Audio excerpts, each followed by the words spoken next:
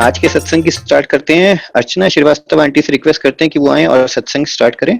ऐसे गुरु को बल बल जाइए, आप मुकत मोहे तारे। तो गुरु जी तो तारने के लिए ही आए हैं और बैठे ही हुए हैं कल्याण करने के लिए। हम सब बहुत ब्लेस्ड हैं, लकी हैं, फॉर्चुनेट वंस हैं, चोजन वंस हैं कि हमारा एडमिशन हुआ है गुरु जी के दरबार में। गुरु जी ने अपने शरण में लिया, अपनी फोल्ड में लिया और हमको इस लायक समझा कि हम उनके दरबार में एंट्री पा सके, एडमिशन पा सके। कितने तो ऐसे ही भटकते रह गए जिनको एडमिशन तक नहीं मिला। गुरु जी अपने भगत को बहुत ठोक बजा के अच्छी तरह परख के तब एडमिशन देते हैं, एंट्री देते हैं। तो इसको कोई कम बड़ी ब्लेसिंग ना समझे कि हम सब जो यहाँ बैठे हैं और गुरु जी ने अपनी कृपा की छत्र छाया में रखा है। तो but at the same time as संगत, हम नई हो या पुरानी संगत हो, हमारी भी जो कुछ जिम्मेदारी बनती है ना, हमारी भी तो कोई रिस्पॉन्सिबिलिटी है ना, ड्यूटीज है, एक मॉरल ड्यूटी है और उसको हमें भूलना नहीं चाहिए। उसको हमें बराबर अपने आप को सेल्फ चेक, इंट्रोस्पेक्शन अपना करते रहना चाहिए कि हमसे कोई जरा भी जाने अनजाने में गलती तो नहीं हो रही है जो हमें नहीं करनी चाहिए। First of all I would like to share and say with folded hands, guru ji के चोलों के साथ कोई छेड़छाड़ ना करें प्लीज। आपको पता नहीं है, पुरानी संगत जानती है, नई संगत पुरानी संगत नहीं होता है, लेकिन देर आर सर्टेन थिंग्स जो अगर नहीं बताएंगे तो वो आगे नहीं किसी को पता चलेंगी। तो जो गुरु जी के चोले होते हैं वो बहुत पावरफुल होते हैं, वो कोई साधारण कपड़े नहीं है।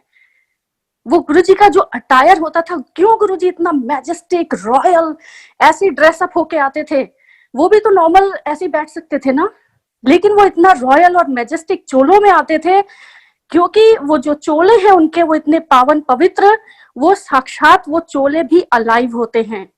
और गुरु जी उस चोले के अपने अंदर संगत के सारे दुख, दर्द, तकलीफें, कष्ट ये सब समेट लेते थे और उनको अपने आंचल में समेट के, अपने चोले में समेट के संगत को कितना ब्लेस कर देते थे, कितना कल्याण कर देते थे।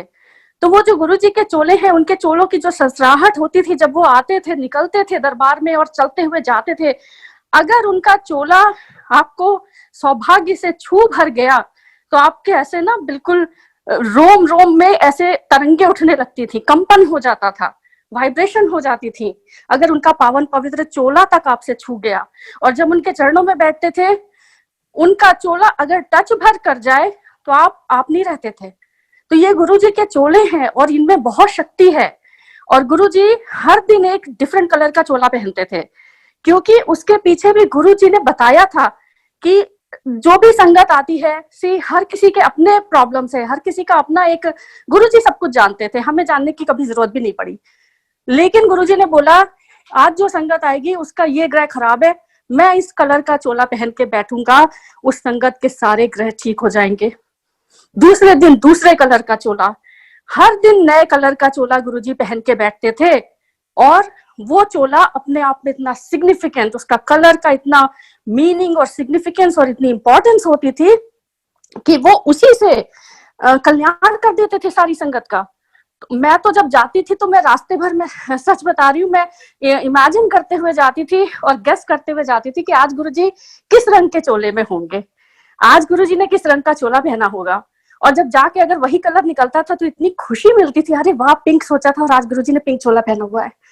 तो ये गुरुजी के चोले के कलर जब हम देखते हैं कि एडिट होके दूसरे कलर में बना दिए, मतलब सच में इतना डिसअपॉइंटमेंट होता है। एज संगत अपने ऊपर इतनी शर्म आती है कि हम ये क्या कर रहे हैं। कोई मतलब था आखिर, कोई गुरुजी का कोई रीजन था जो उन्होंने डिफरेंट कलर के चोले पहने। रघुराय अंकल ने गुरुजी के ऑलमोस्ट हर चोले की फोटो ली है गुरुजी की कृपा से। Only he was allowed, he was the only person जिसको गुरुजी ने, जिनको आज्ञा दी थी उनकी फोटो लेने के लिए, नहीं तो हम में से कोई नहीं ले सकता था, मोबाइल तो खैर अलाउड ही नहीं थे। तो रघुराय अंकल ने जितनी फोटोज गुरुजी की ली उस पूरे दौरान दरबार में, उन सारे स्वरूपों को कैलेंडर के एक फॉर्म में गुरुजी के यहाँ से दिया गया था और गुरुजी थे तब चोले में, मुझे भी मिला था और मैंने देखा every page had such beautiful स्वरूप of Guruji wearing a different चोला। और ऑलमोस्ट सारे चोले गुरुजी के अवतार में जब गुरुजी पहनते थे वो रघु राय अंकल ने कैप्चर किए, क्योंकि गुरुजी ने उनको कैप्चर करने दिया और गुरुजी ने ही उन्हें प्रेरणा दी आगे आने वाले जनरेशंस के लिए। तो जब सब कुछ मौजूद है ऑलरेडी, गुरुजी इतना करके हमारे लिए कल्याण के लिए इतना हमेशा वो करते रहते हैं, तो हमको क्या जरूरत है कि हम चोले का कलर चेंज कर दें। इतना सुंदर येलो चोले का स्वरूप है, अचानक मैंने कहीं देखा उसको ग्रीन कर दिया है, और कहीं कुछ कलर कहीं कुछ कलर। तो प्लीज चोलों के कलर को बिल्कुल छेड़छाड़ नहीं करिए। वो गुरुजी के बहुत ही पावन पवित्र चोले हैं, उनसे कोई छेड़छाड़ नहीं करिए। और आप खुद देखेंगे कि ओरिजिनल होता है। जैसे आज हम साईं बाबा की, शिरडी साईं बाबा की कोई भी ओरिजिनल फोटो देखते हैं कहीं से, साईं बाबा को ओरिजिनल तस्वीर 1920 की, तो कितना अंदर से खुशी मिलती है। तो वैसे ही हमको गुरुजी को उनके ओरिजिनल स्वरूप में रहने देना है। दूसरी चीज, जो भी गुरुजी के टाइम के वीडियोस हैं, तो उसमें एक पीछे ऑडियो क्लिप चल रही होती है, राइट। गुरुजी हमेशा खुद से चूज करते थे, हैंड पिक करते थे शब्द जो संगत के लिए उस दिन चलने होते थे। अगेन वो गुरुजी के ब्लेस करने का तरीका था। गुरुजी जानते थे आज जो संगत आएगी उसका ट्रीटमेंट, उसकी मेडिसिन ये शब्द हैं। इन शब्दों में उस संगत की हीलिंग है, उस संगत के लिए ब्लेसिंग है। तो उस दिन वो जो संगत आती थी उनके लिए स्पेसिफिकली गुरुजी वो शब्द चलवाते थे। कोई बहुत चिंता में डूबा आए और शब्द सुनने को पहला प्यार रखते ही मिलता था, नानक चिंता मत करो, चिंता किसकी है। आप सोचिए कितनी कितनी मीनिंगफुल हर बात होती थी। कोई भी बात ऐसे ही नहीं होती थी गुरुजी के दरबार में, जस्ट लाइक दैट। हर चीज का बहुत बहुत डीप मीनिंग होता था जो हमारी समझ के परे होता है, लेकिन हमें बस फॉलो करना है जैसे गुरुजी ने बताया और दिखाया।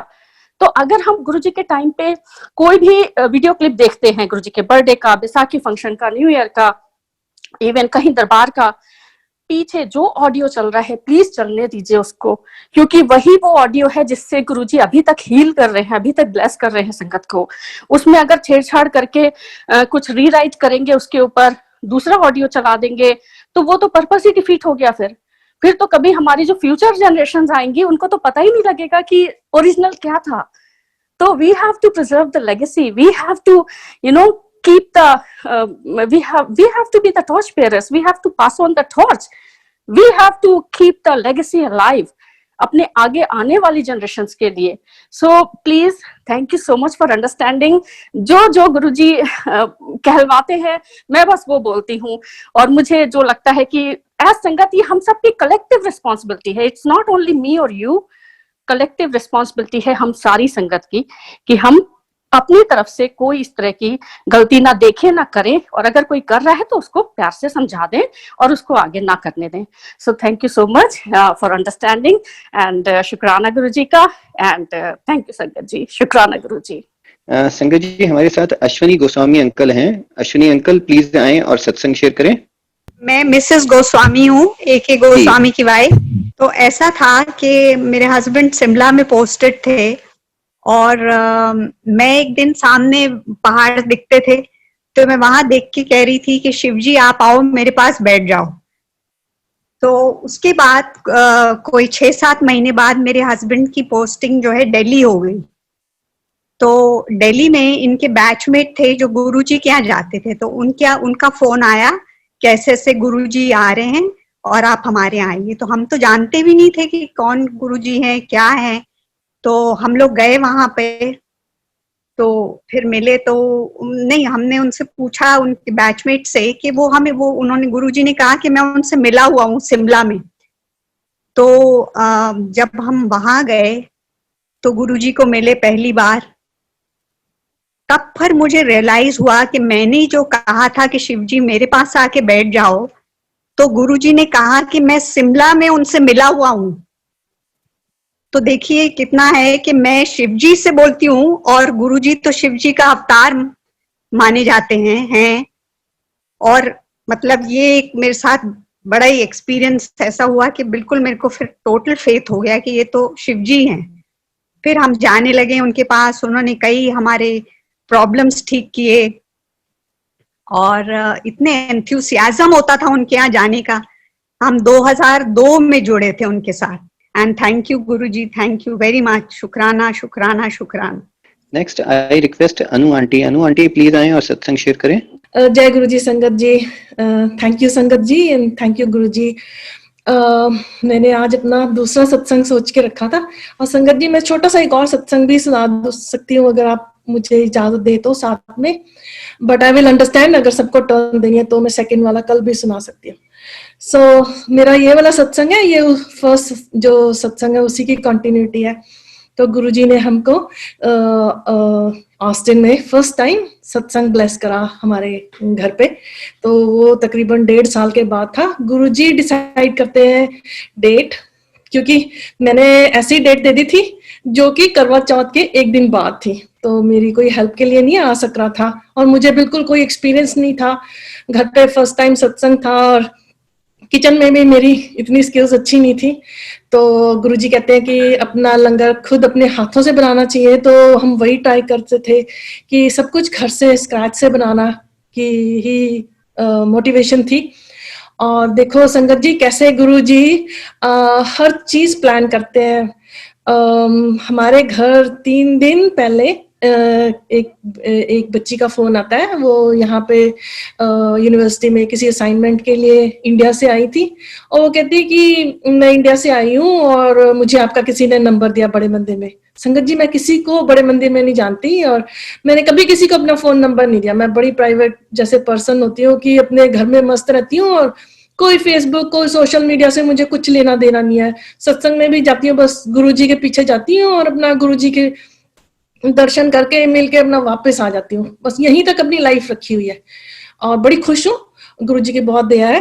Thank you Guruji for that. और उनका फोन आया और मैंने बोला अच्छा आप आ जाओ. तो बोलती है कि आपको मुझे लेने की जरूरत नहीं है, जो इंटरनेशनल स्टूडेंट सर्विसेज वाले ऑफिस वाले हैं वो हम मुझे आपके घर ड्रॉप कर देंगे.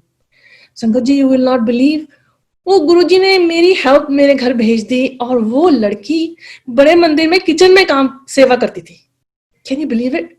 और मैं तो इतनी खुश. मैंने बोला कि गुरुजी इससे अच्छा तो आप मुझे कुछ दे ही नहीं सकते थे. सत्संग में उसने सारा गाइड करा. हमने जो भी किचन में करना था हम ग्रोसरी करके लेके आए किया. हमने ब्रेड पकौड़े बनाए. संगत जी मैंने अपनी जिंदगी में कभी ब्रेड पकौड़े नहीं बनाए थे और हमने उस दिन 80 ब्रेड पकौड़े फ्राई करे.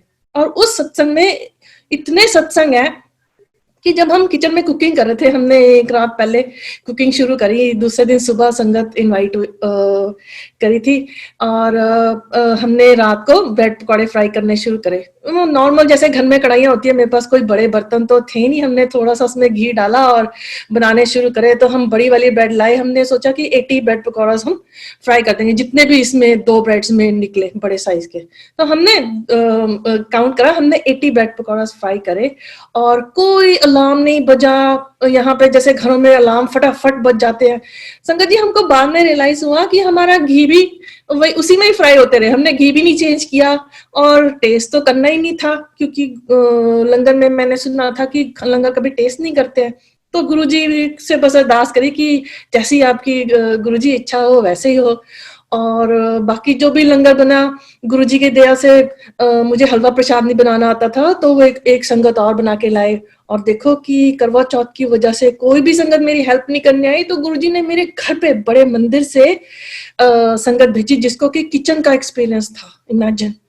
और उसके बाद सत्संग हुआ. हम बड़े नर्वस थे, तो सारी संगत जो थी प्यार से किचन में सब जा रहे थे और उनको मेरी किचन का कोई खास अंदाजा नहीं था. फर्स्ट टाइम आए थे सब और मैं भी बड़ी नर्वस थी. और जब चाय बनने लगी तो कितने लोग किचन में चाय सेवा के लिए चले गए, तो चाय एकदम उबलने लगी. तो उनको मेरे स्टोव का ज्यादा अंदाजा नहीं था, तो ज्यादा जोर से मुझे बुला भी नहीं सकते थे और हम सर्व भी कर रहे थे. थोड़ा ज्यादा मतलब डिसऑर्गेनाइज तो मैं नहीं कहूंगी, पर हर कोई अपना बेस्ट पिच इन करने की कोशिश कर रहा था. तो जो चाय थी वो उबलने लगी, तो उन्होंने मुझे फटाफट पकड़ के किसी ने खींचा कि चाय उबल रही है, चाय उबल रही है. वो डर रहे थे कि कहीं अगर स्टोव में पड़ गई तो फिर ये ऊपर से अलार्म बजेगा. तो जैसे ही संगत जी मैंने पतीला उठाया और किचन में सब जगह पे सॉरी मतलब मेरी कुछ स्किल्स भी ऐसी हैं, बिखरा हुआ था और कोई जगह ही नहीं मिल रही थी उसको पतीले को रखने के लिए. और चाय उबल रही उसमें से और वो मेरे हाथ पे गिरी, राइट हैंड पे पाम के ऊपर गिरी. और इतनी जोर से जलन हुई और मैं पतीला मेरे हाथ में और मैं उसको कहीं रख नहीं पा रही थी और वो जल रहा था। और मैंने अपने मन ही मन मिला, मैंने कहा गुरुजी अभी तो चाय प्रसाद का ही मैंने कोई गलत सा मतलब स्ट्रॉन्ग सा वर्ड यूज करा कि ये है, और लंगर का कैसे होएगा। संगत जी you will not believe, within seconds मेरे हाथ में से जलन हट गई और मैं भूल गई कि मेरा हाथ जला है। मजे से अपना पतीला रखा, उसके बाद सत्संग हुआ, हमने जो लंगर बनाना था बनाया, सर्व करा। और उसके बाद जब हम शाम को सब लोग संगत चली गई और वो बच्ची हमारे घर पे रही रात को, तो हम दोनों इकट्ठे बैठे थे और वो कहती कि अनु आंटी चाय प्रसाद देखे पिए। हमको संगत जी तब पता नहीं था कि प्रसाद कभी गर्म नहीं करते दोबारा से। तो मैंने बोला हाँ। तो वो गई, उसने देखा कि 2 ही कप बचे हुए थे चाय के, देखो, और उसने गर्म करे और हम जैसे पीने लगे। मैंने बोला आज तो मेरा हाथ जला था। उसमें संगत जी कहीं मुझे पता ही नहीं था मेरा हाथ कहाँ से जला था, कोई निशान नहीं, कोई रेडनेस नहीं, कोई बॉयल नहीं, नथिंग एट ऑल। सो ये गुरुजी की महिमा है। गुरुजी बहुत प्यार करते हैं और बहुत सपोर्ट करते हैं और वहां पे प्रेजेंट होते हैं और हमारे सारे कष्ट, मतलब वो भी जैसे हम कहते हैं ना कि 10% गुरुजी ने उस दिन दिया होगा, वो भी नहीं दिया, वो भी ले लिया। सो ऐसे ही मैंने एक सेकंड सत्संग सुनाना था आपको आज अपनी डॉग के लिए, अगर मुझे अलाउ करेंगे। So can I? जी आंटी प्लीज। ओके, जय गुरु जी, थैंक यू। सो गुरुजी कहते हैं ना कि जो आपके पेट्स होते हैं उनको भी मैं ब्लेस करता हूँ। तो ये मेरी पेट का सत्संग है, उसका नाम नूरी है और अब वो गुरुजी की दया से 16 years and 8 months की है और उसके बड़े सत्संग है। गुरुजी उसको बहुत ब्लेस करते हैं और मुझे नहीं पता मैं क्यों सत्संग सुनाने जा रही हूँ आज, मुझे बड़ी स्ट्रांग फीलिंग थी इसको सुनाने के लिए। तो एक बार क्या हुआ कि हम मेरी डॉग तब आई थिंक 10 years या 11 years की थी, तो हमने सोचा इससे ज्यादा तो उम्र होगी। तो मैंने सोचा बहुत ओल्ड हो गई है, तो इसको ना हार्टवर्म की जो मेडिसिन देते थे वो मैंने इसको देनी बंद कर दी। ओरली देते थे, मतलब मुंह से देते थे टैबलेट्स। और हार्टवर्म के संगत जी कोई ट्रीटमेंट नहीं है, बहुत ही पेनफुल बीमारी है और ये बहुत फेटल होती है, इसमें कोई बचने का चांस नहीं होता, तो बहुत पेनफुल होती है। सो मैंने इसकी वो मेडिसिन देनी बंद कर दी। मैंने सोचा कि अब इसको लिवर की कॉम्प्लिकेशंस होंगी, ऐसा कुछ सोच के, और मैं भूल भी गई, 2-3 महीने नहीं दी एंड संगत जी उसको सिम्टम्स शुरू हो गए। और जो मेरा मतलब वर्स्ट फियर था, तो मुझे उठा के उसको डॉक्टर के पास लेके जाना पड़ा, वेट के पास में लेके गई। तो उन्होंने उसका ब्लड सैंपल लिया, तो मैं खड़ी वहां पे वेट कर रही थी और मैंने सुना जो टेक्नीशियन था वो डॉक्टर से बोल रहा था कि डॉक्टर साहब ये पॉजिटिव आया है, तो ना क्या करें। तो डॉक्टर कहता कि ना इसको रिपीट कर लो। तो मेरे तो पाँव के नीचे से जमीन खिसक गई संगत जी। मैंने गुरुजी से आंखें बंद करी वहीं पे खड़े खड़े कि गुरुजी ये आपकी है, आप इसे ले लो। लेकिन इसने हमारी इतनी सेवा करी है कि मैं अपने आप को माफ नहीं करूंगी, क्योंकि मेरी गलती से ये तड़फेगी। सो बस इतना ही मैंने 3-4 सेंटेंसेस बोले और घबराई हुई थी, खड़ी थी। को मुझे कहता कि मैम इसका मैं दोबारा से सैंपल ले लूं, तो मैंने अलाउ किया। उन्होंने दोबारा से ब्लड ड्रॉ करा। मुझे पता तो था कि आस छोड़ी हुई थी संगत जी। यू विल नॉट बिलीव, वो दोबारा से आया, बोलता टेस्ट नेगेटिव है। संगत जी सारे जो इसके सिम्टम्स थे वो डिसअपियर हो गए, कोई दवाई नहीं, कुछ नहीं। ऐसे हमारे गुरुजी इतना प्यार करते हैं, इतना देते हैं, कोई मांगने की जरूरत नहीं। उनको पता है कि हम जस्ट खड़े होकर गुरुजी से बात कर सकते हैं ऐसे। थैंक यू संगत जी, जय गुरु जी।